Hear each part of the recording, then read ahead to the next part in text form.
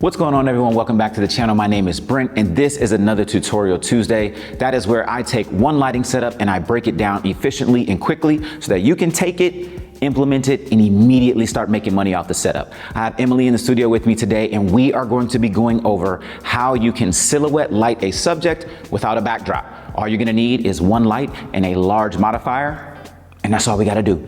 Let's hop right into this content.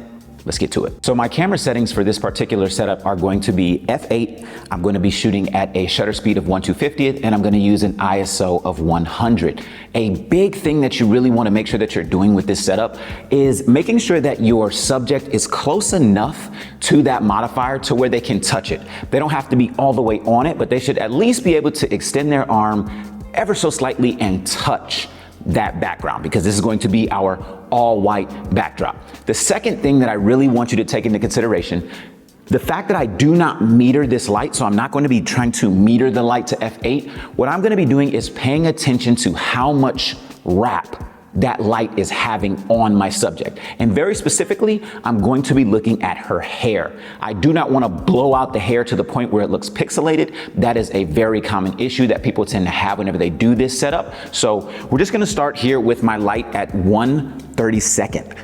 So I'm going to start with 1/32. Again, f8, ISO 100, shutter speed 1/250th, 2, nice, 3, 2, good. And I really love to have my subject be in like either a side profile, maybe like a 45 degree, have eyes closed, and really just try to accentuate the body.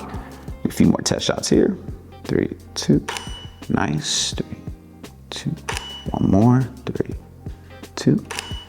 Now, as you'll see, we do get a little bit of wrap, but that is to be intended. I personally like that style, but let me show you what it looks like when your light is too hot or it's too high, too powerful. So I'm gonna take this light up 2 stops. So I'm gonna go to 1/8.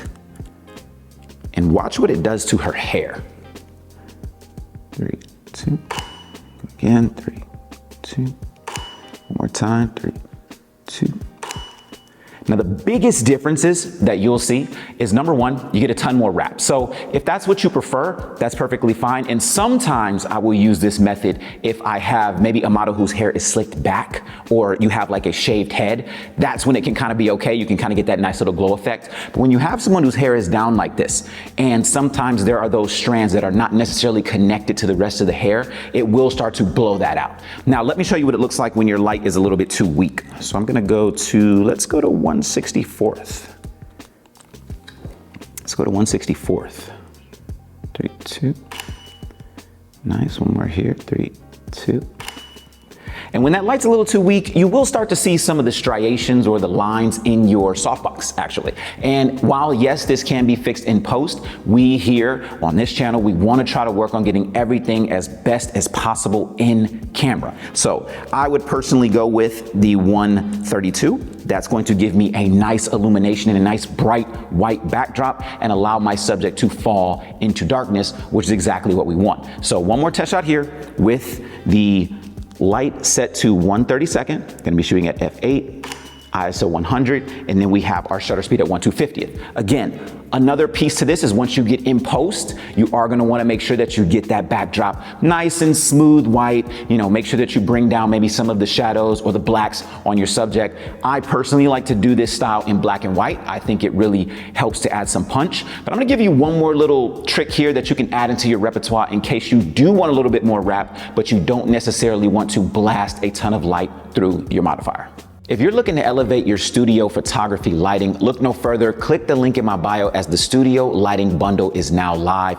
24 different lighting setups, light ratios, cheat sheet, detailed behind the scenes light placement. Gonna go over how to meter lights. This is the bundle of a lifetime. I'm gonna do strobes and constant lights all in the same bundle. I don't wanna waste any more of your time. Let's get back to the content.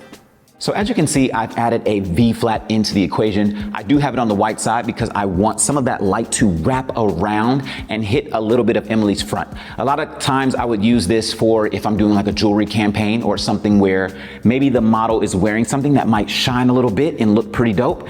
And the cool thing about this is I'm using my Tamron 90 mils, so I'm able to get it pretty close to Emily. And what it's allowing me to do is not push the intensity of my light behind her, but still allow me to get a little bit of wrap. So let me get a few test shots here. Still going to be shooting at f8. Still gonna have my ISO at 100, and I am going to have my shutter speed 1/250th. Again, my power is 1/32. 3, 2. Another one here, 3, 2. Nice, and let's just do straight up side profile. So you'll just have hands down, yep, looking straight at the B flat, yep, 3, 2. And what you're gonna notice is I'm really able to bring some of that light around and give me a little bit of illumination on Emily's face. In case you don't want it to just fall into complete darkness, this is another way that you can add a little bit of lift to your overall levels without A, bringing in another light, and B, you could do this on location. You could use a 5-in-1 reflector, put that bad boy on a stand, and just push it up nice and close to your subject. You could use it on the silver side if you wanted more of a harsh reflection, if you wanted more of like that punchier light to kind of wrap around your subject without, again, having to overuse the power on the light that is behind your subject. This is just two different ways that I like to customize this particular setup to get the look that I want. So go ahead and implement this and let me know how it works for you.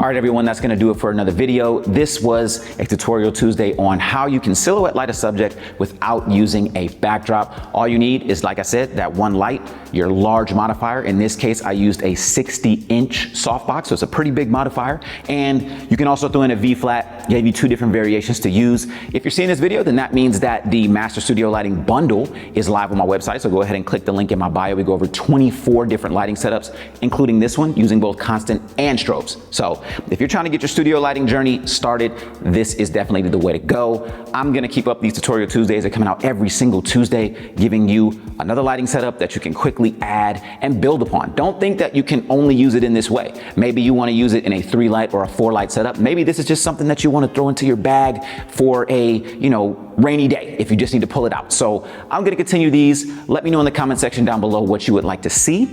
Don't forget to like, share, comment, and subscribe, and I will catch you all in the next video.